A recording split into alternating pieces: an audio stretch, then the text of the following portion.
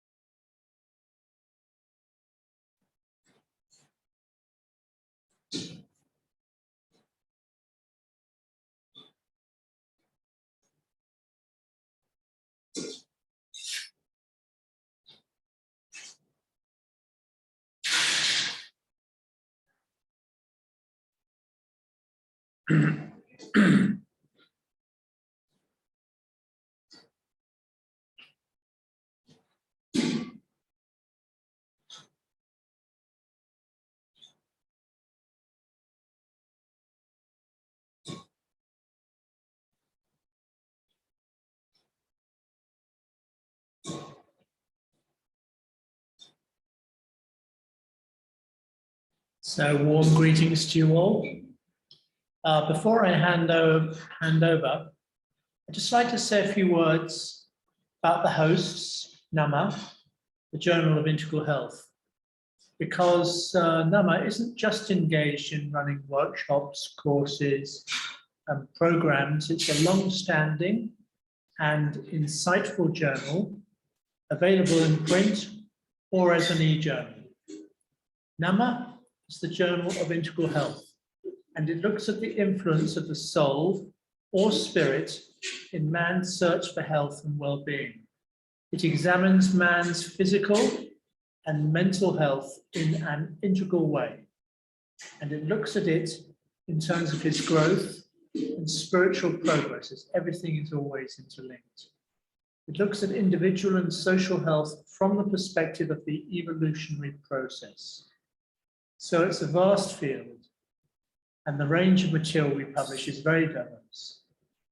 But the one common denominator is the influence of the soul on our health and its influence on the rest of our being. So NAMAH is published quarterly and available online or subscription in either format. So I definitely recommend you have a look and give it a try. I'll share the details with the group in a little while. So very much looking forward to the second session with Monica, and I'll hand over. Thanks, Monica. Thank you so much, James. So very warm welcome again, everyone, and thank you for being here today for the second session. And today we are going to, first of all, recapitulate what we touched upon yesterday. I thought it will be nice to just go over some bullet points because one forgets. And the other thing is that we take up a new topic today, which is sacrifice, true sacrifice, and see how it connects with the Aryan spirit. So, and in the meanwhile, in between, we'll take up questions and we'll take up reflections. So I'm just putting on the slides for the recapitulation.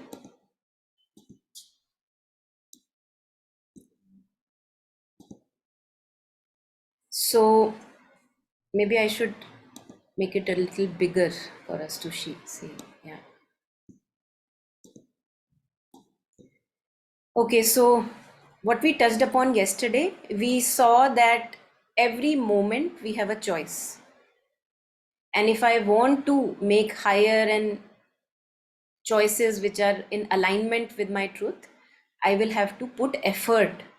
And Aurobindo shares that Aryan means an effort, because if I am lying in a drain and I want to get out in the clean space, I will have to make an effort. So this effort and uprising and overcoming, that's the Aryan spirit. So every moment we have a choice. The law of right action is a choice each moment of the day. So it's not only when I'm meditating, concentrating, talking about spiritual matters. No, not at all. We take the understanding from these spaces, but our real battle lies in our day-to-day interactions, workplace, whenever we are interacting with people around, sentient beings around. That's where our right action has to come forward. And this choice, many a times, especially in the beginning, entails a battle. Why a battle? Because I'm used to live in a certain way, and now I am choosing, making an effort to choose the truth. So that requires a battle, because as if something is sticking to me so tightly and it's not letting me go. And I also don't want to let it go. So I think that no, these old patterns are a part of me, but if they were part of me, then they would not be that disturbing and limiting and suffocating. So now I am making a choice to not choose those patterns which are too disturbing, limiting, suffocating. So it entails a battle. It's completely fine if we are battling in our life and mind, because in the, especially in the beginning stages, which may last for a lifetime, we realize that patterns become overwhelming, and we have to go through this battle of making the right choice. So, who is an Aryan? Aryan is one who strives all these obstacles, difficulties, and overcomes all outside him, within him, that stands opposed to human advance. So, whenever we want to go from lesser light to a greater light, to a greater light, to a wider light, whatever opposes that advance, the one who strives is an Aryan. And self mastery, conquest over my own limitations, my own weaknesses, uglinesses of nature, all that is my law of nature. That's my law of nature if I am an Aryan. Aryan does not consent to dullness, inertia, dead routine. We were talking yesterday how if we want to concentrate our mind, the mind becomes dull very easily. So that cannot be allowed now if I want to walk the path. The mind must begin to listen what I give the command to the mind. Refuse to be dominated by hungers, cravings, and refuses to be a slave of rajasic passions. So anything which is done with too much intensity, like agitation, like this has to be this way. That's, when we say we are passionate about, it may have its own role in human evolution. All the passions have their own role. But as we go along the human journey, these passions become limitations. Agitations become limitations. They have to be let go of. Aryan overcomes the mind and its habits. We were discussing yesterday about the habits. The habits of the mind is mostly to remain distracted. So what is the quality that Aryan develops? Non-distraction. And we were sharing this example of, imagine that you have a ball, a rugby ball or a soccer ball. You're taking it from one goalpost to another. Now, whatever distraction comes in between, you don't want to give way to that. The mind has to be always centered within, gathered within, and from there, all the action and speech and everything has to be done. So, an Aryan overcomes the mind and its habits, and he knows how to seek and choose. Then, again, giving some points from yesterday's sessions only. Large and flexible in intelligence. So daring to go into domains where one has not ventured. If one is called to those domains, one is large and flexible. One can think, like we were reading Sri Aurobindo's words very densely yesterday. And we were attempting, we were giving ourselves a chance to go into these words and not just saying, no, I can't understand what Sri Aurobindo is saying. Such are the long sentences and the mind cannot focus. No, we attempted, and we took the juice out of those passages that we read. So large and flexible in intelligence, firm and strong in his will. How will this change happen? Because when the mind stops to get scattered all the time and distracted all the time, that energy gets preserved within the being. Now with this ingathered energy, I can put it into the right direction. So for each person, that right direction would be different. It doesn't have to be the same. For some it's the path of bhakti, for some it's the path of jnana, for some it's the path of works. So every person approaches it from a different angle, but ultimately all these angles meet, and path of bhakti, works, and the path of jnana, they become one, because bhakti is blind without wisdom. So wisdom unites with bhakti, and again, if it in our action we are not able to make it happen, then what is the point of bhakti and jnana? So all of them combine.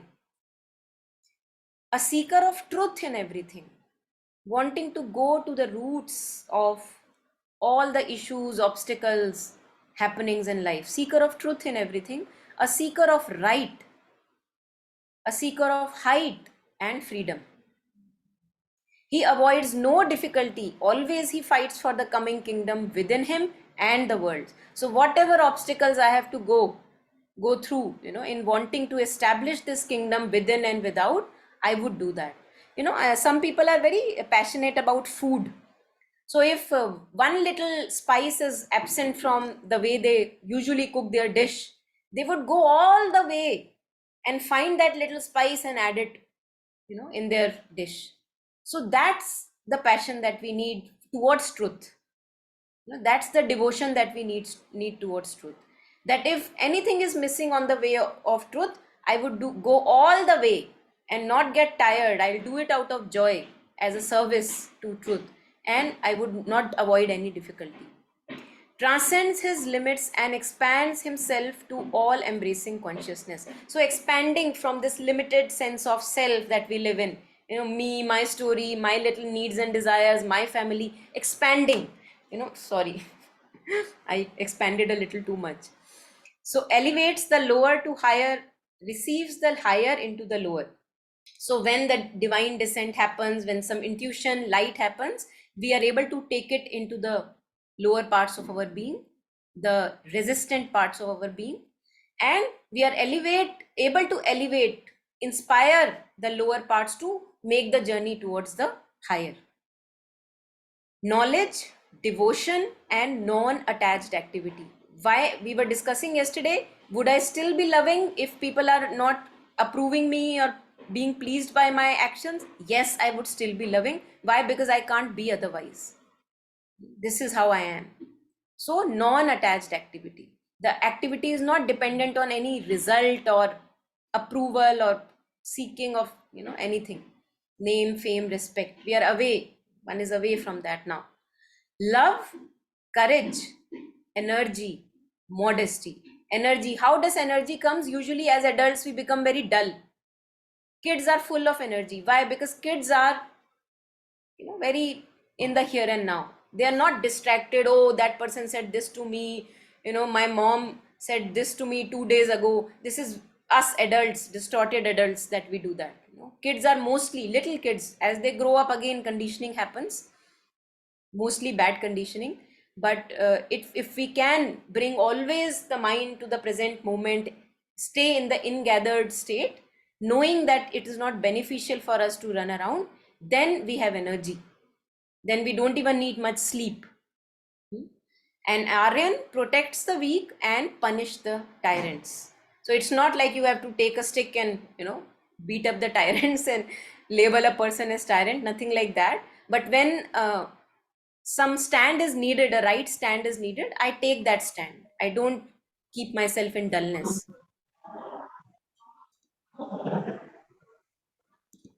So, okay. Just last slide on the recapitulation. We were reading that there are two impurities, major impurities of the mind, which is tamas, dullness, haze, confusion, non-clarity, darkness, tamas, and excessive rajas. What is excessive rajas? We were discussing yesterday, shortly touching upon that. Intense passions, you want this to happen, you want this to happen. So aggressiveness, that disturbs the mind. So excessive rajas is a distorting factor. It disturbs the mind. Tamas also disturbs the purity of the mind.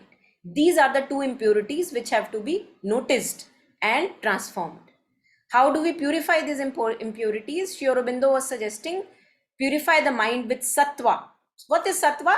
Like we are all sitting here, we are listening. So opening us to higher light, opening us to the words of Mother Sri Aurobindo, being receptive, porous, seeking towards light, clarity, truth, wisdom. That's what is sattva. Openness, receptivity, and truth seeking, and clarity of mind, pure understanding. So what do we do to increase sattva? How can tamas be conquered? All the rajasic energy that we have, the passions, the energies all that we have, that has to go at the service of the divine. For those who do not connect with the service of divine, say perfection of the being, mastery of the being, mastery over my thoughts, impulses, mastery over my desires, mastery even on my physical body. That's freedom from tamas. When all the rajasic energy goes at the service of sattva, truth seeking.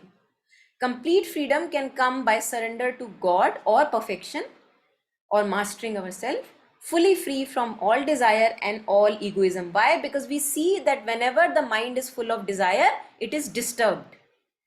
It is not quiet. A desiring mind is never a quiet mind. And without the quiet, who can hear the voice of the inner guide? No one.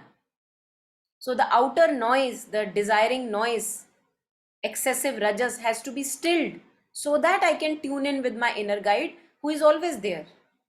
Because everyone has their own unfolding in life. Everyone has their own swadharma. The path to follow is different. That's why in Sri Aurobindo's and Mother's Yoga, we don't have one particular dogma to follow.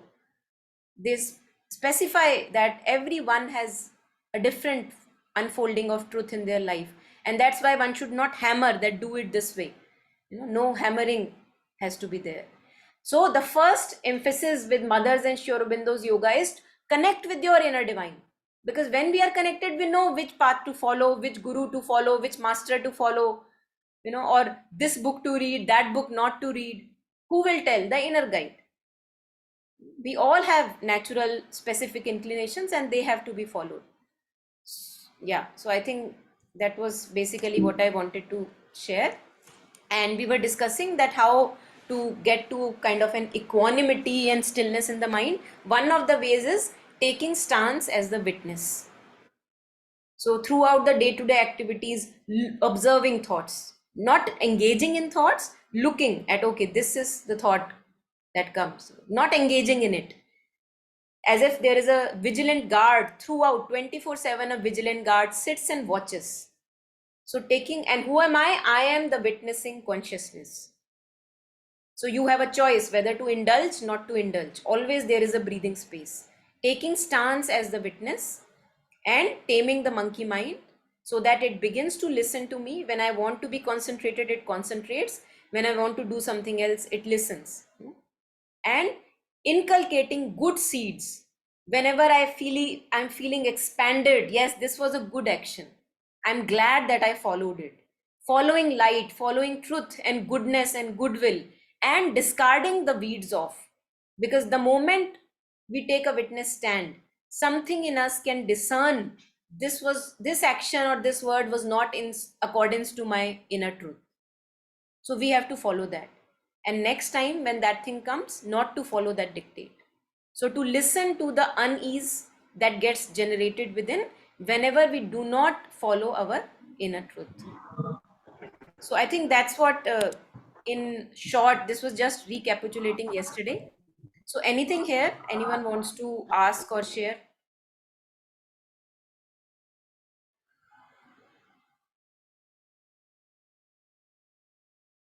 Okay. Yes, Vipin. Yes. In the very last line, you said we just need to observe and not engage.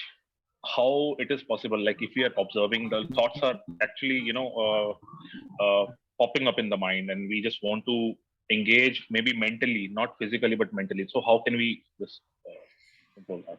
So why I'm saying most of the times we would not need to engage, because most of the thoughts, if you notice, if you begin to observe the mind, most of the thoughts are repetitive in nature. They are not beneficial thoughts, and engaging with them brings only disturbance. Many a times such thoughts are also there where we want to reflect, they want to reflect upon and maybe analyze something.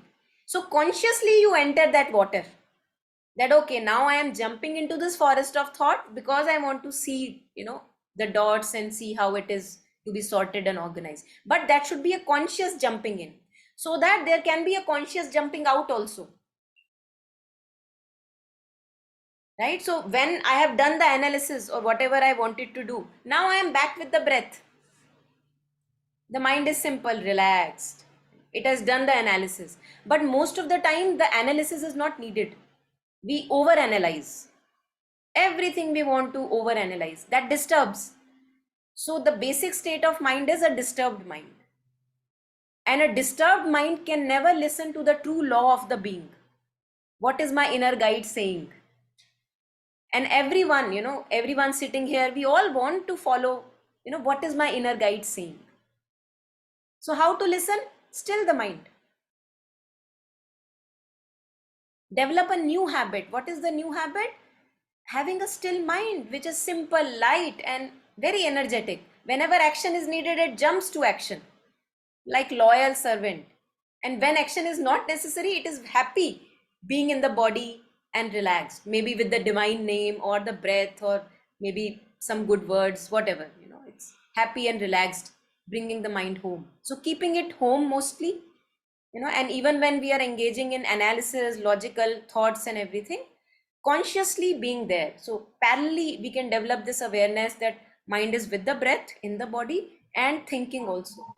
Most of the times we are lost in thoughts. That's not a very happy place, because then we don't know when to stop. We are a servant of the mind, then we are not a master of the mind. Yeah, so that's the difference.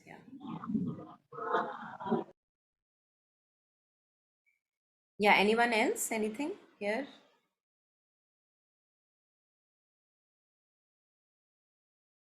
Okay, so I'm going then ahead, and please feel free to share in between. So today, okay, before I put up the slides, today I thought we can take up the topic of sacrifice. Now, whenever we talk of sacrifice, the first thing that comes mostly in mind is, oh my God, I will have to sacrifice, something like that. See, I sacrificed my life for you, as if you're doing it out of a trouble. So it's not that sacrifice we are talking of.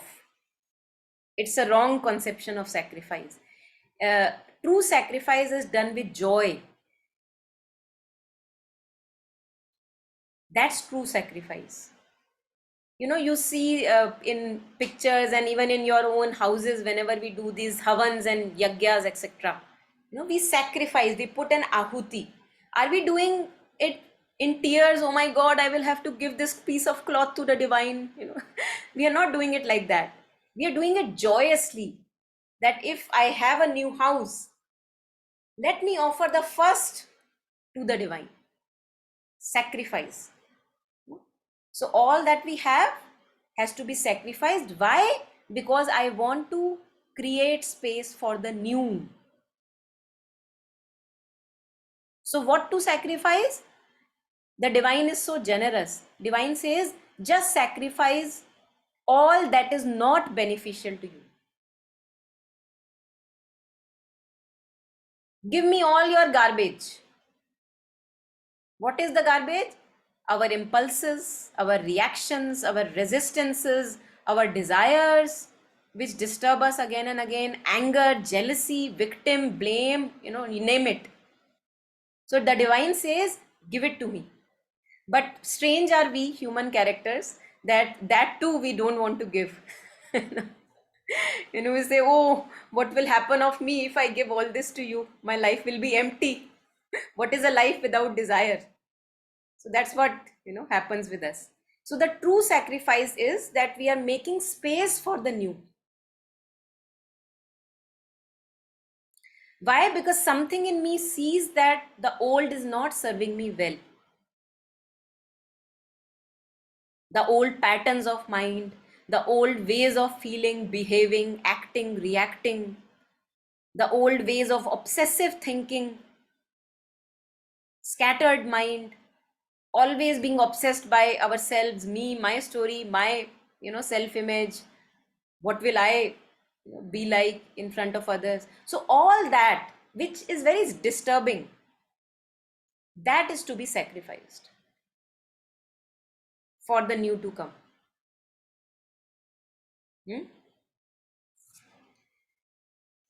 So just I think I'll just read something from Aurobindo, then take us to some slides. So he says that there are two rules to diminish the difficulty. Yeah, Pratima, you have a question? I wanted to ask Please, something on please. this because sometimes I'm audible enough, right? So sometimes I feel like, as you're saying, sacrifice. So sometimes I want to talk to the divine in a way that please take everything away which is not necessary. And there comes a fear, a fear that because sometimes we are very close to the relations that we are in, and it feels like when you're ready to give, anything can be taken, no? So that the fear is there always, like, and it sometimes is very less, sometimes it's little large, so but it is there, it's not like it's gone. So how to cope up with that?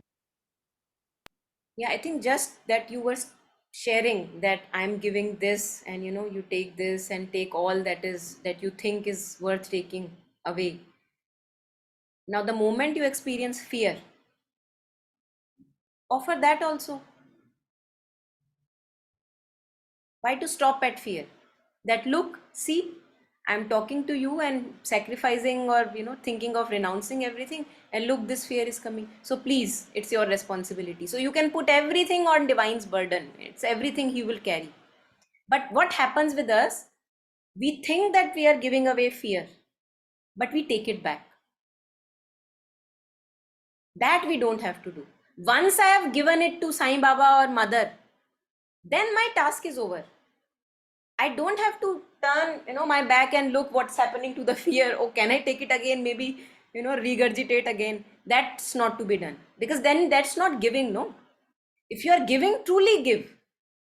Once given, you're not going to think about it again. If you are thinking about that fear again, then it means you have not given, right? So if I give a gift to you, and I'm now wondering, oh, what did Pratima do with that gift? Did she use it properly? Did she not use it properly? It means I have not given it to you. It's still with me. So when we give, we have to fully give. And this has to be done infinite number of times. The moment you see a ripple of fear in you, of wanting to walk a new path and what all can be taken away, you see the fear. You know that it's just something which is because of my ignorance. You also know that. But the fear is there. So the moment you see it, you keep offering. You keep, like if there is a fire within, and you keep offering in that fire, sacrificial fire. You keep offering, keep offering. Nothing doing with that fear. So you don't have to follow the dictate. You don't have to enter the forest of the fear. No need.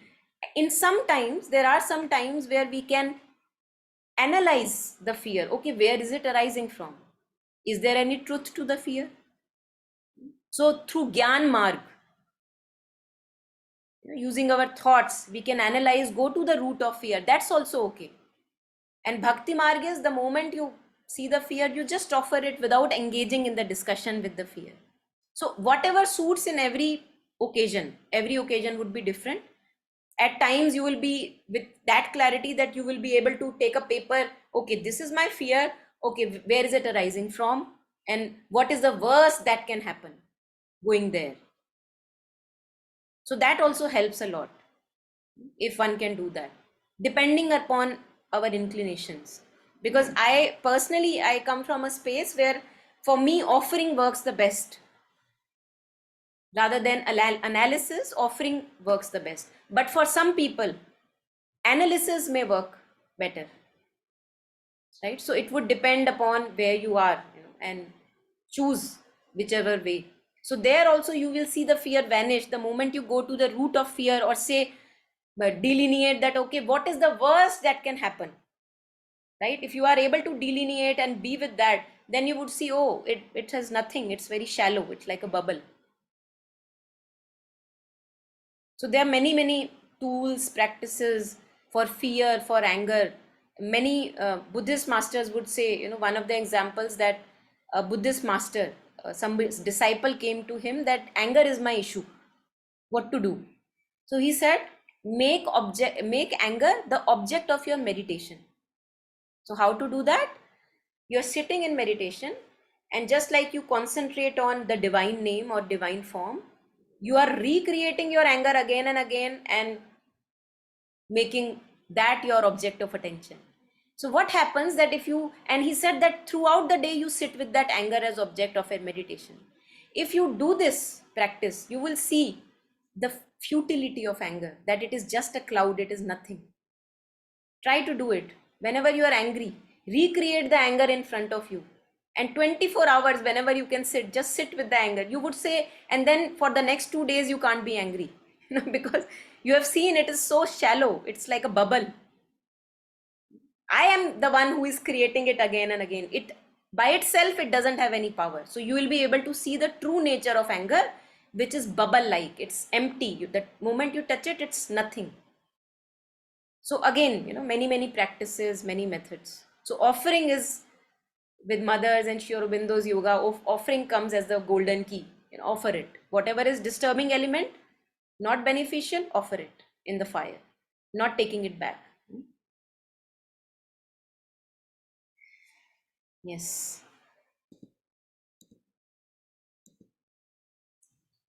So this is where we were. I'll go slowly and I'll take reflections in between. So as we discussed, what is sacrifice? In sacrifice, I am giving the old away, giving all that is burdening me. Any unease that you notice, give it away, don't take it back. If you take it back, give it away again.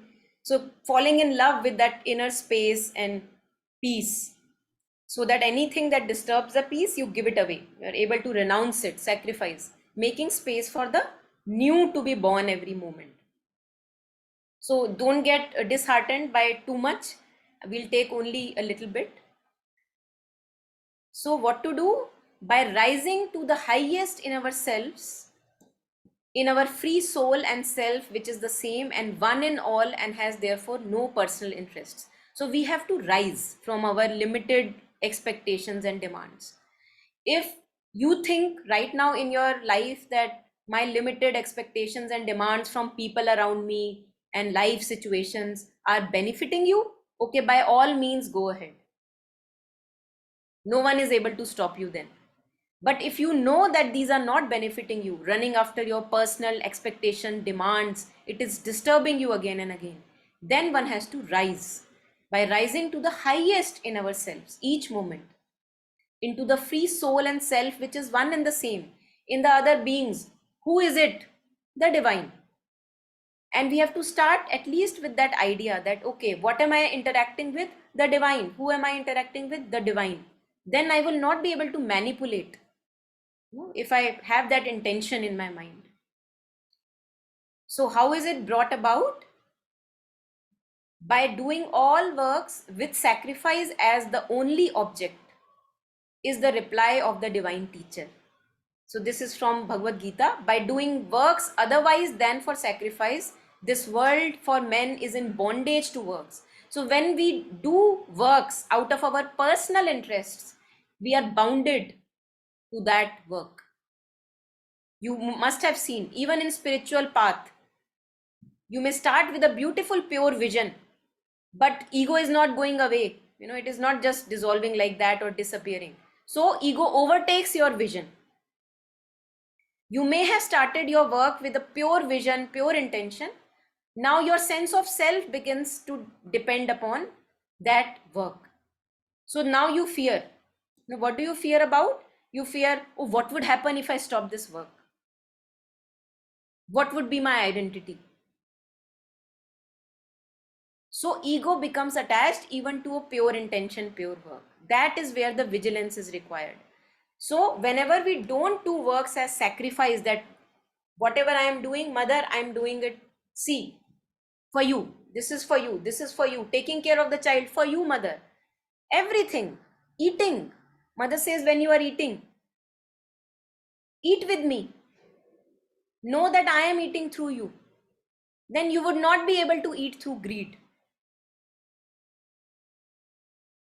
Imagine even for a moment that if you are sitting with the divine and eating, would you be able to see with greed and desire that jalebi in front of you? You won't be able to do that. You would use it as a prasad. You will take it as a prasad, that thank you, and take it. So mother says that in every action that you do, in every thought that you have, in every feeling that you have, have that spirit of the divine is with you, or this, intention of sacrifice. So here comes selflessness, that you are not wanting anything for your personal limited self. You want to just purify the being more and more. So for sacrifice, practice works, O son of Kunti, becoming free from all attachment. Why? Because attachment disturbs us. Attachment makes us heavy. Attachments entangle our mind. The mind is not free. Mind is in bondage. And whenever it is a bonded mind, it cannot take right action. It cannot take right decision. It cannot know the inner law. That's why free of attachment. So all works, then he says that don't think that only a few works have to be non-attached. It is evident that all works and not merely sacrifice and social duties can be done in this spirit. All works, everything, 24 hours, sleeping, drinking, eating, eliminating, everything, nothing excluded. Any action may be done either from the ego sense narrow or enlarged, or for the sake of the divine. So again, binary, 0 and 1, binary operation. How does it work?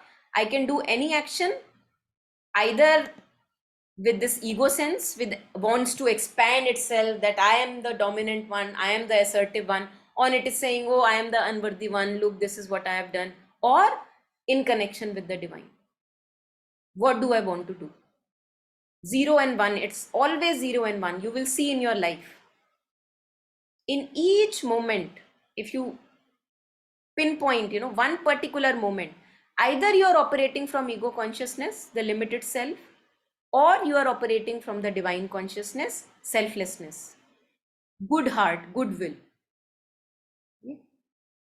So egoism is the knot of bondage. By acting Godwards without any thought of ego, we loosen this knot and finally arrive at freedom. So we have to know that ego is not disappearing so easily. We will have to make it friends. How to make friends with it? Knowing that it is there, knowing that it is there right in the corner, just like a spider may be up on my wall, and letting it be. Letting it be. Making it good friends. Yeah, I know you are there, but see, you are not benefiting me. Something like that. So slowly it becomes more receptive, and with love we can transform.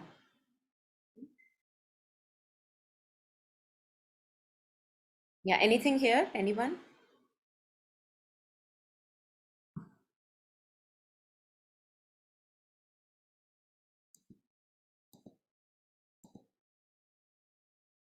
Okay, so I'm just marching ahead then. So I have used these words. Just as Yes, say, yes. bondage also is a sort of ego only, isn't it? Say it again. Bondage is also a sort of ego when that's Yeah, any form of limitation, suffocation, bondage would imply that limitation, right? So that's the ego. Yeah. okay. Yes. How to overcome that? Just keep reminding myself. Keep Oneself. reminding myself that I am not that. Okay. Yeah, rejecting it. So anything limited when arises in our consciousness, the witness becomes conscious of it and it rejects to follow the dictate. It doesn't follow the dictate. Okay. Yeah. Thank you. Yes, thank you.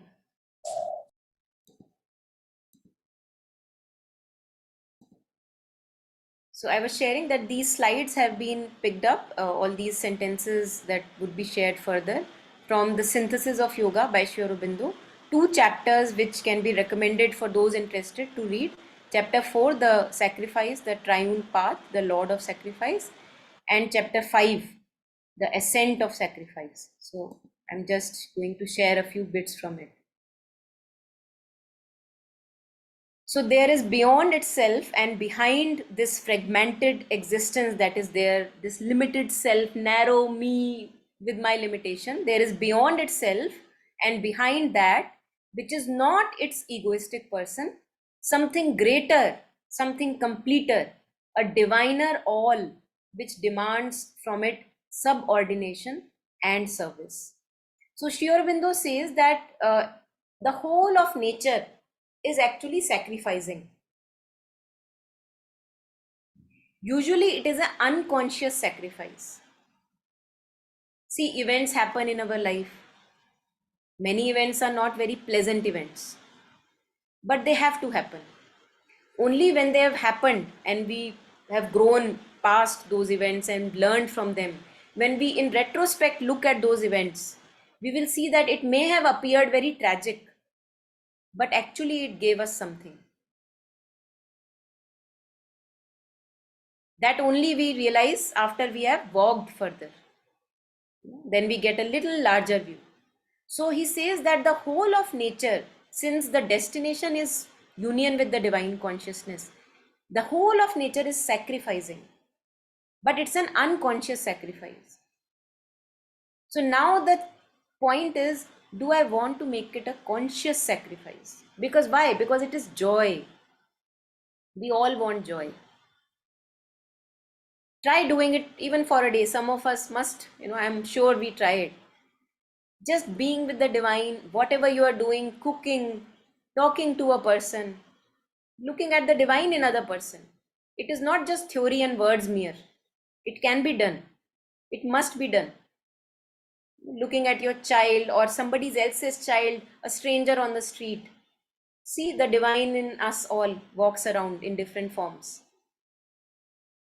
So how do I make it a conscious sacrifice? Remembering the divine always. In each action, each thought, each feeling. So that whatever I am doing, as if I am passing it through a mirror of divine. So I am asking myself, okay, is this thought worth pursuing? Or shall I just put it in the fire? Okay, put it in the fire. Is this feeling that is coming upon me worth pursuing? Okay, no. Then putting it into the fire. So, and that too, what a demand. What is the demand? The demand is give away all that is ugly and weak and take all that is full of bliss and joy and lightness. That's the demand.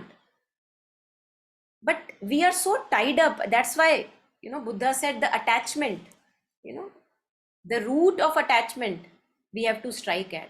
That is our misery. Attachment to what I think is true, attachment to my images about myself in the head, attachment to what I think of other people. I have images about them and I stick to those images. That no, what I have said or thought about that person is true. I'm telling you out of experience. So not sticking to all these places. Why? Because they don't give us joy. They burden us.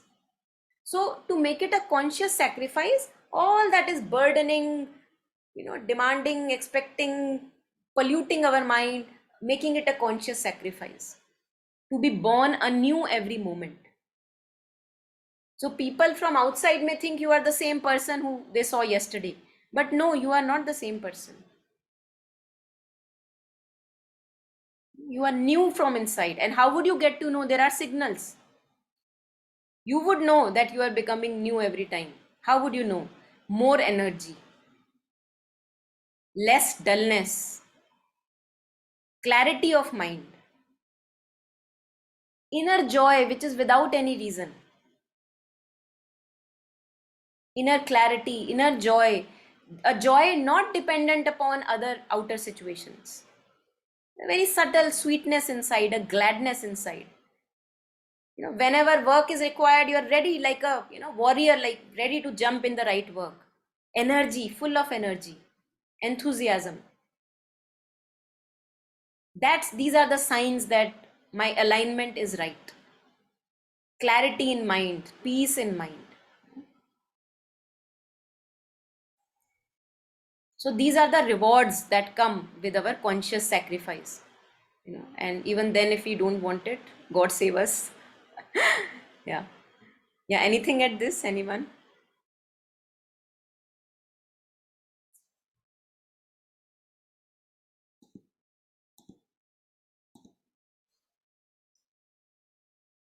So our ignorance or our false egoistic view of life can make no difference to this eternal bedrock truth of nature. What is the eternal bedrock truth? That everything actually is a sacrifice to the divine, conscious or unconscious. For this is the truth in nature, that this ego, which thinks itself a separate independent being and claims to live for itself, is not and cannot be independent or separate, or nor can it live to itself even if it would, but rather all are linked together by a secret oneness. Now there is one window to this. How can we touch into that secret oneness? Look at yourself, the body that we are, right? Where is the cloth coming from? Who grew that cotton? Where is the water coming from? The land, the people who touched the cloth before it came to you. Look at your hair, the shampoo you use, the water that comes in the tap. So we are actually one. We are so interconnected, we don't give it attention. We are nothing without all these elements which are making us survive and function. So there is a interconnectedness. So that's why Sri Aurobindo is sharing that this ego which thinks that I can live by myself and have my little happy life, not happening, sorry. Why? Because it's falsity. We all are connected. So if there is fire in my neighbor's house and I am sleeping very nicely, not happening. Very soon the fire will reach my house. Then I would want some help. So we are all interconnected. That's why when we say that we must put ourselves in the service of others, there is no other that we are helping. We are helping ourselves. We are all interconnected. So if we are having this discussion, who is helping who? We are all helping each other.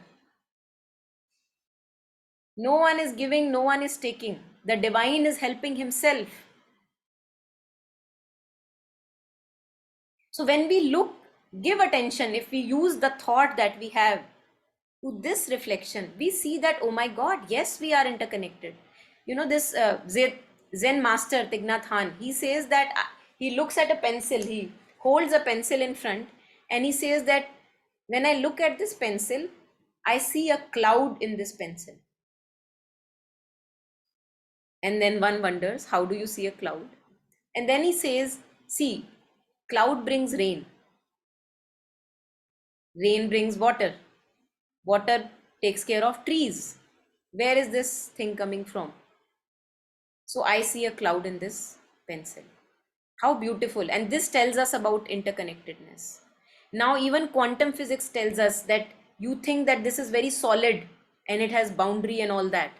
The quantum physics will tell atom is wavy. There is no boundary actually. It is just because of our sense perception, the limitation of the sense, that we think that it's hard, and because my senses are such that it's hard. But actually it's even at the core of the matter, we see that it's wavy. It's there, not there, we can't tell. So our senses deceive. Our senses deceive. They are limited windows to reality. And that's why again and again masters say, grow within, come within, gather your consciousness. Don't completely buy what the senses say. For a day-to-day functioning, senses are important. I have to stop at red light. I can't say, no, there is no red light here. Everything is wavy. I will get killed or maybe get a challan. So not in that sense. Relatively, everything has its importance. But in absolute truth, things are not how they appear to be. So that's why I have the opportunity not to cling to my thoughts, my opinions, whatever my senses are perceiving, not to take it too lightly. Take it relatively. For day-to-day purpose, whatever is required for a commonsensical living. So if a person is in front, or I live with a person, and thoughts about that person again and again crowd my mind, What do I do? How to take this into practical implication? Not to trust those thoughts. Telling myself I know that I don't know. Giving that person another chance and another, just like I give myself. So completely ingathering the mind to the breath, to the divine name, just completely removing all the garbage from the mind. That's how the inner law is to be heard. And this should be a convicted belief. It's like I am convinced that there is nothing here, absolute and true. Everything is relative. So there must be a conviction that comes. Only through that conviction I'll be able to erase. Every moment I am erasing the past, moving anew, erasing the past, moving anew. Why would I do that? Because I am convinced that whatever I think about is limited, and hence I cannot fully, absolutely trust my perceptions. That comes through our experiences. And if right now the point in my life has not come, I have not suffered enough, I still want to go the way my perceptions tell me, opinions tell me, dogmas tell me, okay, go ahead by all means. Who is stopping? That's why Kabir ji in one of the couplet he says, Daudat daudat daudiya, jahan lagi man ki daud, daud thake man sthir bhaya, to vastu thor ki thor. So he says the mind ran and ran in all directions possible. And it got tired of running. It realized, oh my God, so futile. Then it got rested. It was able to come to the present moment, convinced that that running is not giving me anything. Now the mind could become still. Now the mind could become still. Convinced. So that conviction has to come from our experiences. And if that conviction has not come, try as hard as possible. You cannot bring the mind to a stillness. So run in all the directions where the mind takes you. Sooner or later, we will arrive at a point that you will decide, okay, enough running, now time to sit, time to make the mind still and listen to the true guide within.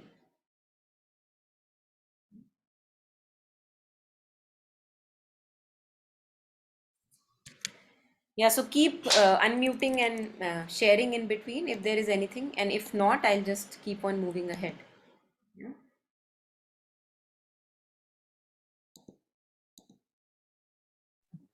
I think the most the most crucial part is when we don't feel happy. When we don't feel happy, then why we are not happy, then question comes. Like, we have everything, sometimes we feel okay, not today, maybe tomorrow we get everything, and again happiness, something is something feels very incomplete, so the contentment is not there, like the peace is not there again. Then I think that makes sense what you said there. And not, like as you said, not everyone can run, because materialistic contentment also makes sense for a lot of existence, a lot of people there. So it becomes hard to even identify what is real happiness. So I think when it comes to that, then it becomes like that. And convictions is other. Sometimes I feel that sometimes in a fit of anger, we'll just say, we don't need it now, enough, and then come back to rest. Yeah. Mother says, again, a few things on this. Mother says that the purpose of life is not happiness. Purpose of life is growth of consciousness. Now, paradoxically, the opposite is also true. That yes, the purpose of life is not happiness, it is growth of consciousness. But when we work towards growth of consciousness, then we get happiness. Like, what do we mean by growth of consciousness? Yes. Consciousness is there in like. Yes.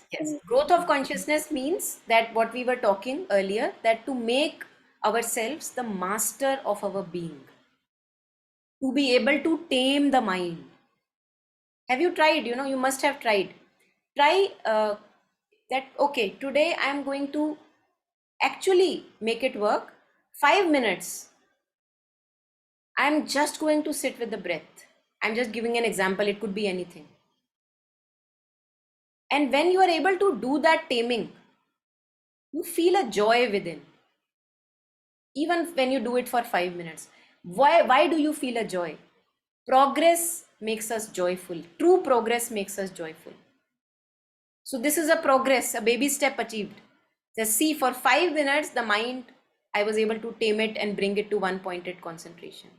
And on happiness and non-happiness, Mother again gives a lot of pointers, which I believe they resonate to me a lot.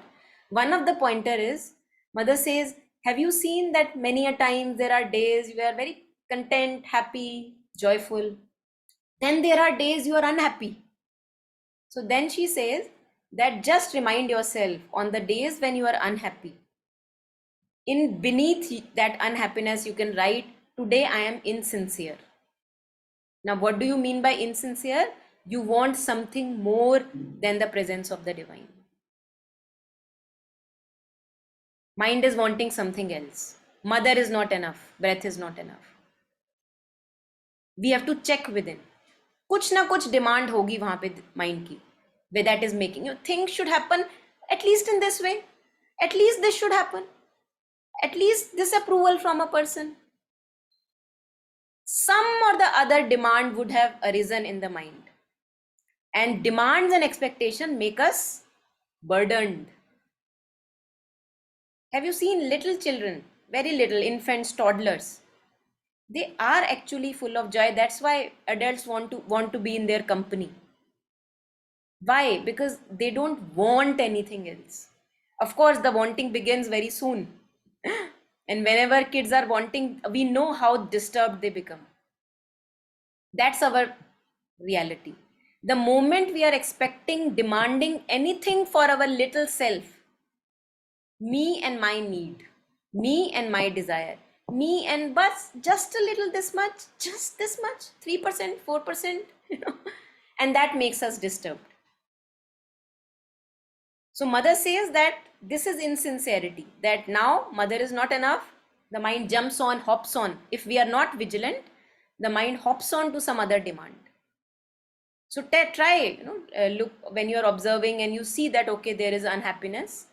One of the ways, just one of the infinite possibilities, look at some demand would have arisen in the mind. The other way, which many Buddhist masters would say, stay with the unhappiness. How to stay with the unhappiness? Not in the mind, in the body. So you keep breathing, you stay connected and rooted with your breath, and you say to yourself, I'm going to stay with unease in the body that this so-called unhappiness or dark cloud is creating. I'm not going to leave my hand. I'll stay with it. How to stay with it? Stay in the body with the physical sensations of the unease. Keep breathing through it. Keep breathing through it. Keep breathing through it. Not wanting anything from the mental discussion. So meeting unhappiness fully. Unhappiness wants to be held. It says like a crying child, it wants to be held. And we want to push it away or want it to change. So now this time, for a change, what do? When unhappiness or any kind of pain, sorrow, sadness comes, I see that dark cloud, mood comes. I don't go into the mental chatter. That's not where we meet. We meet it in the body. Fully connect with your body, stay with the physical unease, and breathe, stay rooted with the breath. Breathe through it. Breathing. The mind will again go into the thoughts of mood or unhappiness. No, but bring it back again. Breathe. Very soon you will see that the cloud has passed away. And you did not need to do anything actually. You just held it. You held that unhappiness. So once this happened with me, it's a practical experience, Once I was just having a very strong emotional overwhelm. And it was just making my mind very cloudy and my heart very burdened. I didn't know what to do, and I did not want to enter the thought domain. I did not want anything from that storyline that was being created because I had suffered enough. So, what did I say to myself? I said, okay, I'm going to lie down. Today, I'm not going to take any session or anything. I'm going to lie down and I'm going to just breathe through, keep myself with the breath in the body, physical unease of the body. So I kept like, maybe 1.5 hours I kept like that. In between, the mind will go again in the thoughts, but I will bring it back to the breath and the physical sensation. And again, breathing through, breathing, holding a crying baby, And then after 1.5 hours, I woke up, I had not slept. I got up and went to the washroom. And I had no intention of doing work in the kitchen or anywhere, no intention, because I knew this is going to take time. But I was amazed to see that the moment I got up, that cloud was not there. I didn't expect it to go away. Now I was completely functional. And I did not feel like lying down again. I was totally myself, very easy, simple, light. Cloud had passed over and, back to work. And I did not do anything, just held it with my breathing, mindfulness of breathing, and being with that unhappiness, sadness, confusion in the body, not in the thoughts. So this is again one of the ways which is prescribed. One can use it at any time if it resonates. And then when the next time, what happens? So even if we do this practice once, next time when a dark cloud is going to appear, you see that unease, burden, you are again with the breath, breathing through it. Now you know the reality of it. Now you know that it comes and it passes by. Don't you? From your previous experience, you would know. So now this time you were not able to give it that importance that you used to give earlier. Because now you have seen, oh, it comes, it passes. Why do I need to be so worried about this burden? Just keep breathing, keep breathing. Mother says, distract yourself in good things. Take a walk in nature, whatever suits you. Mother says, distract yourself towards higher things. So read a good book, or maybe take a walk in nature, some music, whatever interests. So yeah, that can also be one of the things. Yeah, anyone at this? This Shamla. Yes, Shamla ji. Yeah, this is regarding seeing a divine in everyone or everything. Okay, although we try to practice, there are few people in our lives who are so irritating, so complicated, and for us it will be really difficult to see divinity in them. At the same time, we can't avoid them. We don't feel like, because relationship or that bondage is there. So totally can't avoid them. If we avoid, we feel guilt. It's not the right thing to do. At the same time, can't tolerate them, can't see divinity in them. Okay, to at least to try also. So in such cases, how to deal? So what do we usually do? Shamla ji, would you like to share? So when you can't see the divine in them, you can't deal with them, what do you do? For example, I personally, I try to be calm. I don't shout or I don't do anything. I don't quarrel or I don't argue. But I try as best as I can. I try to hear other person's argument or dialogue, discussion, whatever it is on that point. Then if I feel that it's enough, now I can't take it, I may react now. At that time, I'll just close the talk and I'll move away. For some time, I'll not be in touch with them. But internally, I feel bad because they need my help or they need my support. So, but whatever I'm trying to do, they're not taking it. It's a real practice. It's happening in my life. There is a person. It looks like they need the help, but whenever I'm extending the help or whatever I'm trying to do, not able to take it. So I'm feeling bad. I'm not able to help it, but indulging with them also making me so depressed. So it is even not good for me also, because I am trying to come out of my what it is, cloud or whatever it is you're saying that word. So I can't again go into another this thing. It is creating really, I mean, for me, I'm feeling very bad, but again, doesn't want to get into some again black cloud into that thing, and again indulge in those activities. So that's why how to deal with that? What can I do? Yeah. So first of all, I'm sure each one of us here resonates with your sharing, because we all have been given, and it's not by a coincidence, not a chance happening, that we all have been given people in our life which are like the ones you describe. Yeah, And actually, we may be the very same person for someone else. true, right, So we may be the most obnoxious person for someone else. We may not know it, true, true. right? So yes. So Jayashree is sharing, she also have the same issue. We are all in the same boat, and that's why we can understand each other. Now, it's very easy to see divine in your friends, as you said. Mhm. That's not a battle won. Okay, For Arjuna, it's very easy to see divine in Krishna. How easy? He's my friend and Sakha and Mitra and, my guru, and of course I can see the divine in Krishna, right? But to see the divine in Duryodhana or other fellows yeah, is a big challenge, right. right? So again, there are many aspects to this. I don't know how much we'll be able to take up. One thing which comes to me, Ramana Maharishi says, do not interfere in the affairs of others. Okay, Most of the times we are interfering, and we think our help is necessary, but they can do without our help. okay, One thing is this aspect, that if you think that it is extra indulgence and it's making you disturbed, because if you are disturbed, you lose your sanctity, then there's hardly any good help that you can give, right?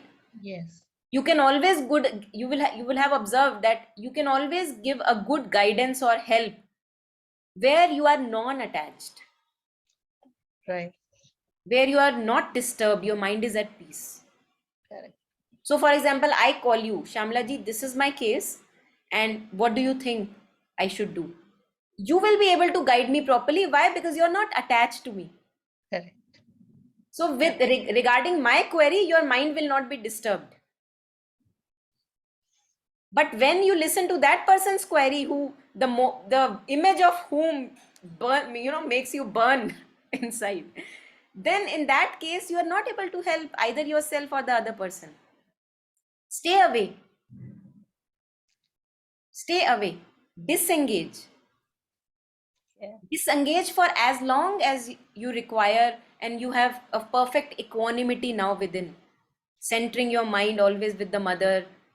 Do your inner sadhana. When the moment comes and the right moment is there, they want your attention, some interaction happens, you will be able to now deal with that.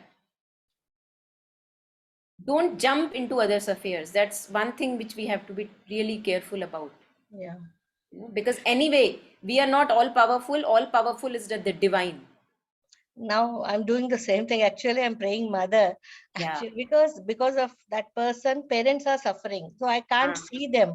I'm feeling very bad for them. So I'm really praying mother only to just take care of them. I can't. See, now what is happening now? See the transformation. There was some ill will in me. Whenever I interacted with that person, that ill will came out. Yeah. Now I feel really helpless. I'm not able to help. So I am praying. Whenever you pray for people who are really difficult in your life, you are transforming your ill will to goodwill. This is the task. This is the task. So there was nothing out there actually. It was a figment of creation. It was created. This situation is created so that I can change my ill will to pure goodwill. The task is done. Thank you. You know? Yeah. Thank you. Correct. Yeah. Thank you. Yeah, anything here? Anyone? And these people are not going anywhere. We can be sure, those of us who feel that we have difficult people in our life, just like ego is not going anywhere, these people are also going to stay. Be sure. And they're going to stay because they are a test of how far we have gone within. When we change, the world changes around us. Mother says all difficulties lie within us. And this mother would say even to Jyoti Priya, Judith Tyberg, for whom mother said that your soul consciousness is in front, your psychic being is leading your life. Even to that person, mother said, now all the difficulties or challenges that you will face outside, they will be a reflection of what you have to change within. Change your consciousness, shift. See, Shamla ji shared an example. Now one has to resort to praying that please, mother, I am not able to guide, you guide. Make their life less miserable and may they have the simplicity of heart and lightness in the heart. So ill will changing to goodwill. Difficulties lie within me. Ill will was the difficulty. So the situation came up where I felt helpless and then I could change it into goodwill.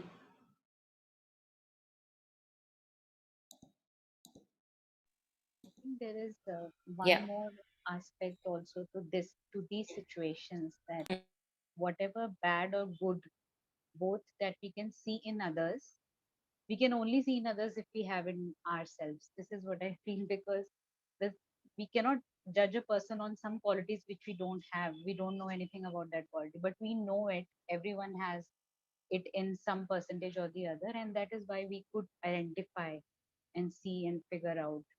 And the moment we do that, a sense of duality is watched also, and there we can just just devote it to divine, as you were saying, that this is important, that now I see the duality, what she sees in me, I also see in her. It's at your feet. So I think that may have. Absolutely, absolutely. Mother says that whatever shocks you in the other, that how could he behave like that, something like that, whatever shocks you in the other, be sure that in lesser or greater degree, the very same thing is present in us. So yes, absolutely.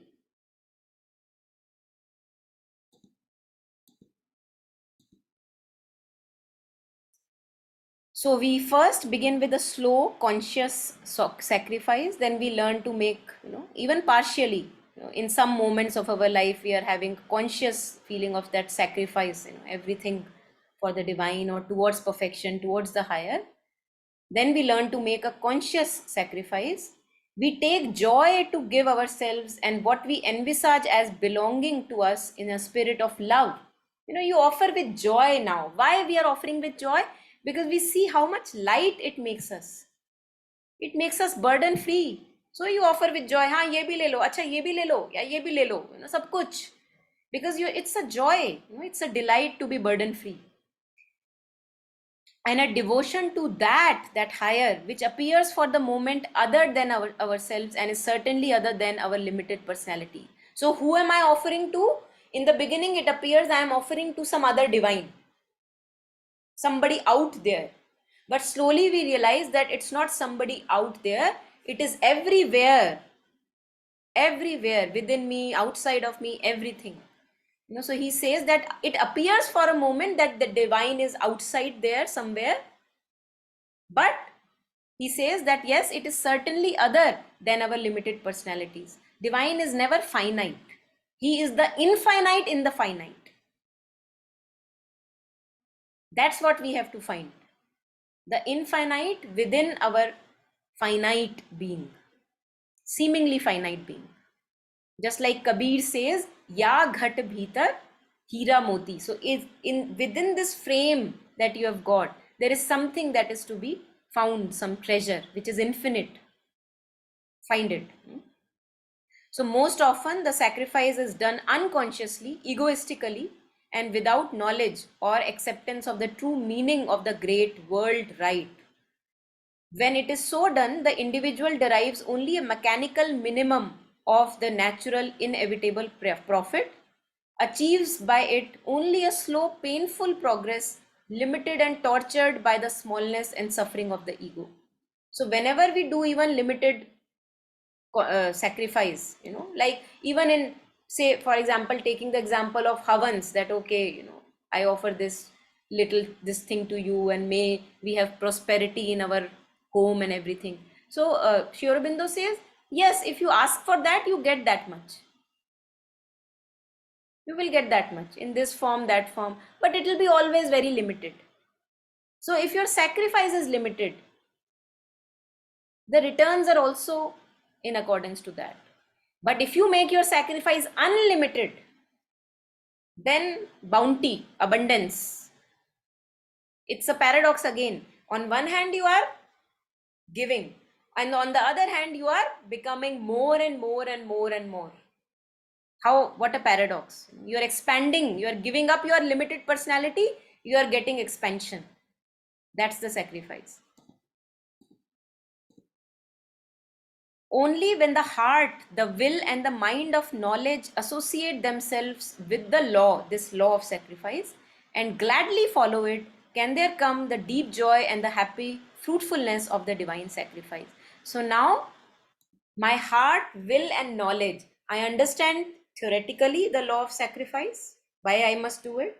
I understand in my heart and understand with the will also that I want to do it. This is my will. I want to do it. Now it changes, it shifts into a conscious living sacrifice. This is true sacrifice. Now I can derive joy in that sacrifice. Can there come the deep joy and deep happy fruitfulness of divine sacrifice?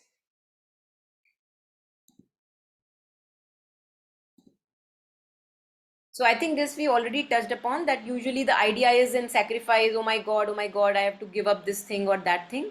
That's not sacrifice. Sacrifice is not self-immolation.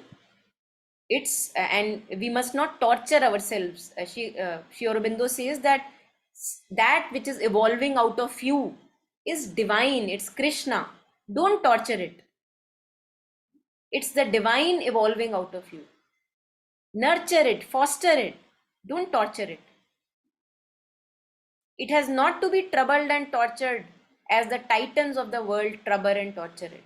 That which is evolving out of us, the Godhead within.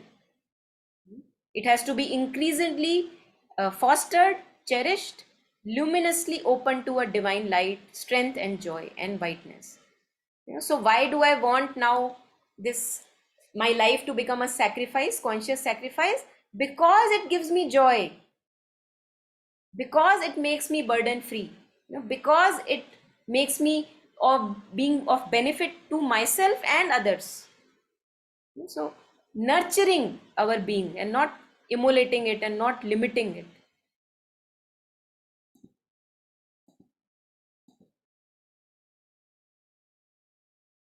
So what has to be sacrificed? I think this also is very important.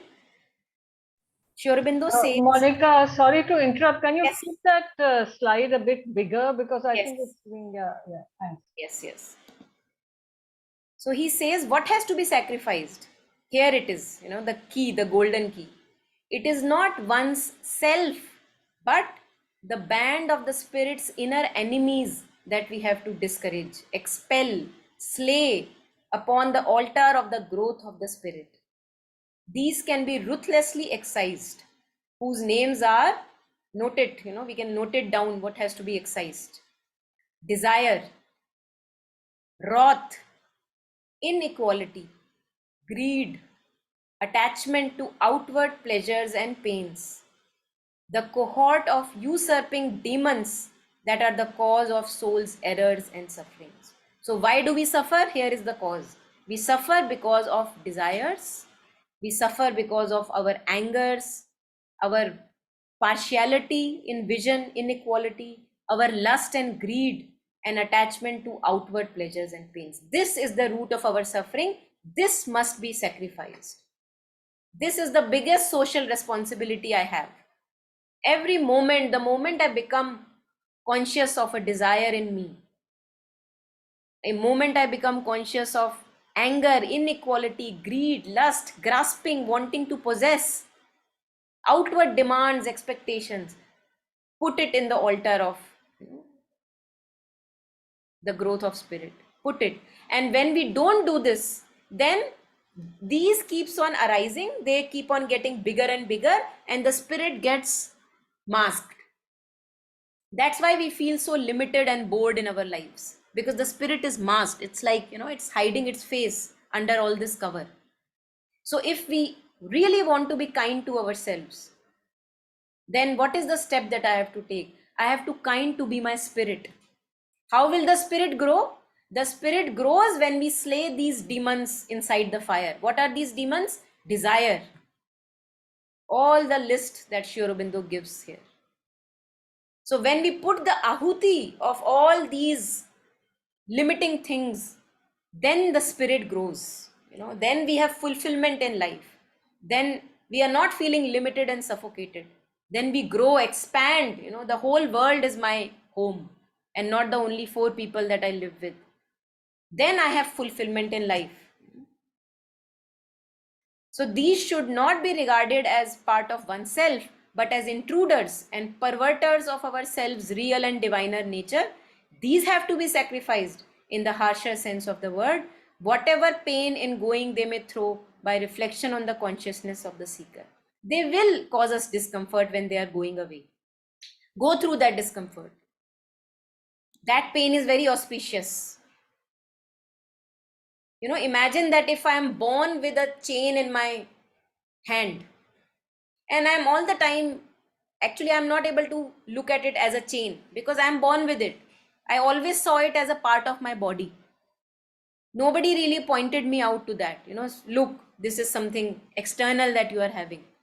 Now one day I'm feeling not really nice and a friend comes and he says, what are you wearing? What is this? And I would say, part of my body, of course.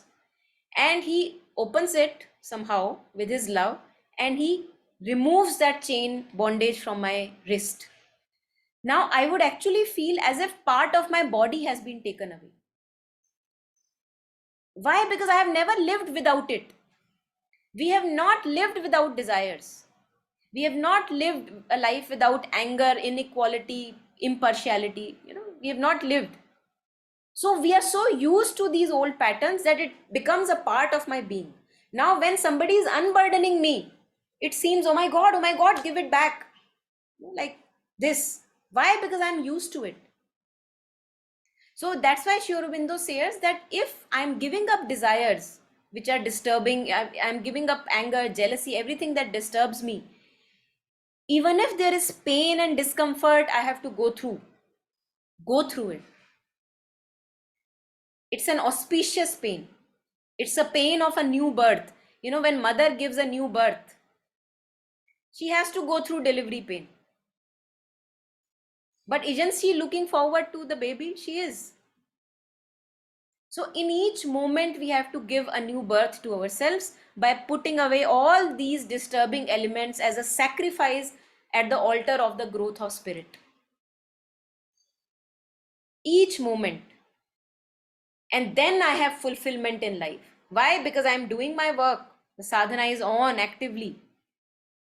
Every moment any expectation, demand, some judgment, opinions, falsehood arises, I don't listen to its dictates. I give it to the sacrificial fire. The moment I give it, the true spirit in me arises. It gains strength and power. It gains fulfillment and contentment. You will feel, the moment you practice it, you will feel that. Our hearts expand when we do even a little act of kindness out of selflessness. Have you seen that? Our hearts expand. You did not want anything through that act. You just were kind and our hearts expand. So that's the gift that we get through that sacrifice of selfishness. So this, I think this slide is, for me, it's like the golden key, that this is what we have to discourage and sacrifice. So Yeah, I think this is what we shared earlier also, that we should turn our whole life into a conscious sacrifice. Every moment, every movement of our being is to be constantly given to the higher. All our actions, not less the smallest and most ordinary and trifling than the greatest and most uncommon and noble, must be performed as consecrated acts. You are having a shower, act of consecration. You are brushing your teeth, act of consecration. Who is getting prepared by brushing teeth? Servant of the mother, servant of the divine. So honor yourself, have some cleanliness in our being. So when we eat, he says, when we eat, we should be conscious that we are giving food to that divine presence in us which grows in me every moment. That's how we should treat ourselves, with love, with kindness, and wanting the true benefit of ourselves. And then he says, for the soul that wholly gives itself to him, to the divine, God also gives himself altogether. So who wants the divine? Who wants perfection? Who wants the higher? And if I raise my hand, I want it, then this is the process. For the soul who that wholly gives him itself to the divine, the God also gives himself altogether. Only the one who offers his whole nature finds the self. And only the one who can give everything enjoys the divine everywhere.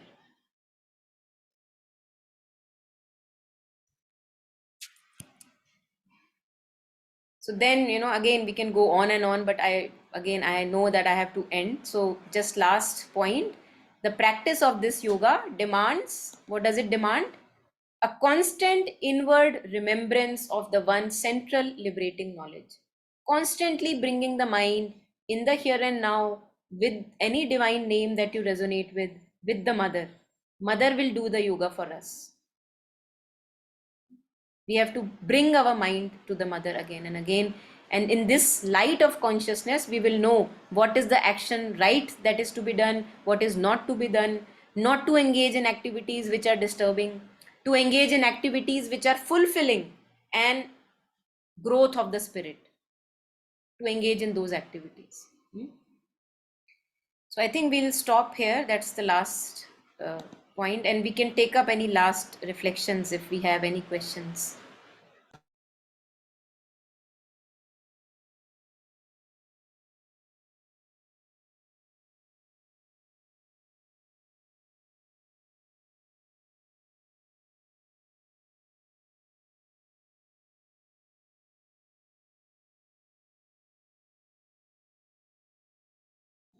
So each moment, every moment, any thought is coming, any feeling is coming, we have to pass it in front of this divine ideal within.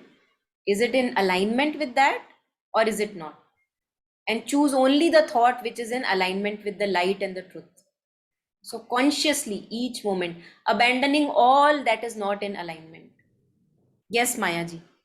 No, thank you so much. I wanted to say it was a wonderful interaction. Thank you so much.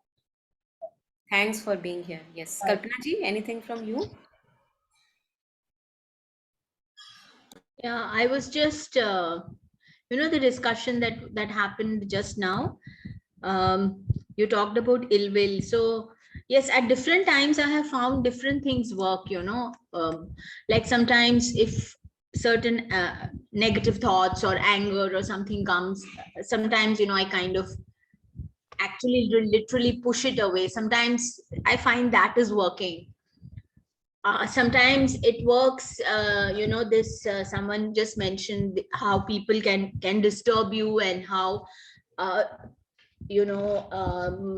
resentments going from years back, resentment from your childhood or 20-30 years back, how they can disturb you. So at different times, I mean, maybe as you mentioned yesterday, in different contexts, or maybe the mother has this way of actually telling us that there's not just one way you can handle it. There are different ways in which you can handle it. So one way I found was, I'm just sharing, there's nothing more to it. what I found is trying to understand where that person comes from, or mentally, that if I'm disturbed by a particular person, I try to understand this person is behaving in such a manner because of his or her own childhood, his or her own conditionings, and how difficult it is for me to change any of my defects. And if I have come to a stage where I'm at least recognizing, okay, this is a defect, maybe that person hasn't even come to a stage where he recognizes it, and everything that has come from his or her childhood is making him or her behave in such a manner. So that is another way, one is actually pushing the anger go, one is understanding where that person comes from, but also as we talked yesterday, in the context, in a personal context, you can do that. The other is when if you're feeling anger or some negative emotion, immediately you kind of say, okay, I'm offering it to the Divine Mother. Now, I cannot handle it. Please take care of it right now. Please take it away from me. So either at that moment you say, or at night when I go to sleep, I say that. It helps. It's a process, I think. Sometimes if you can catch yourself, and instead of getting along in that anger, you can stop and say, okay, I'm getting angry, please take care of it, please. Sometimes that works.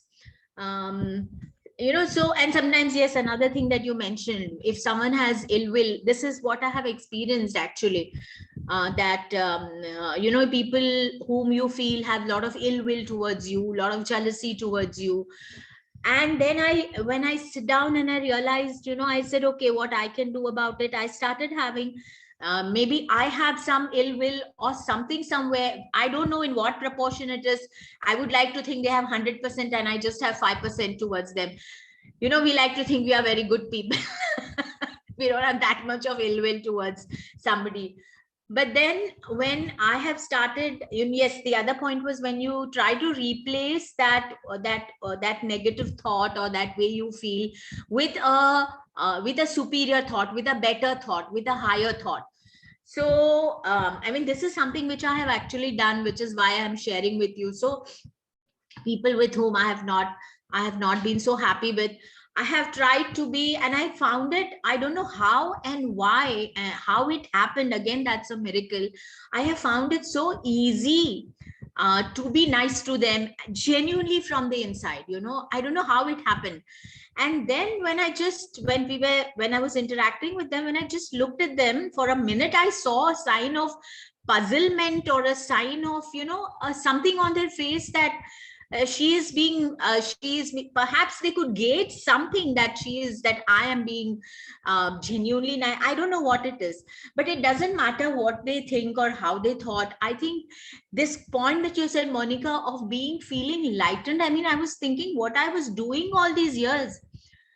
I was such a foolish person. I was carrying all those resentments and burdens in my head, as if they were such precious things that I was carrying, thinking they're so precious. And they're the most useless of things that I should be carrying with me. And then the moment, like you talked about, some burden, there's something which is actually, it's a burden and it's attached to your hand, and you think it's part of your body, and you can't even imagine not living without it. So when again, it's the Mother's grace, it's the divine grace that this has happened. I cannot ever say that it's just impossible to do it on my own, which is why when you say the mother does yoga, I had heard this statement, some faculty had mentioned it, and I really couldn't understand what was the meaning of it. I was trying to understand. Now I've understood that she does yoga because it's just not possible for a mere mortal like me, who's full of all these things, to let go of that burden. And then when that burden has gone, it's like, I'm like, what was wrong with me all those years? Why was I keeping it with me as if that was the most precious thing that I needed to keep? My existence was, whole part of what I am was that. a large part of what I am. So yeah, I just wanted to share. These are, pushing these things away or offering them to the divine or replacing it with a higher thought. I don't know, maybe there are many other keys to this, how you can. Yes, of course. Yeah. Infinite, Yeah. the divine is infinite, so infinite possibilities. And thank you so much for sharing what you shared. Thank you. More power to each one of us. More power Yes. to you. Yeah. Yes, thank you. Thanks. Thanks, everyone. Thank you for being here. Thank you. Thanks, Thank you. James. Thank you.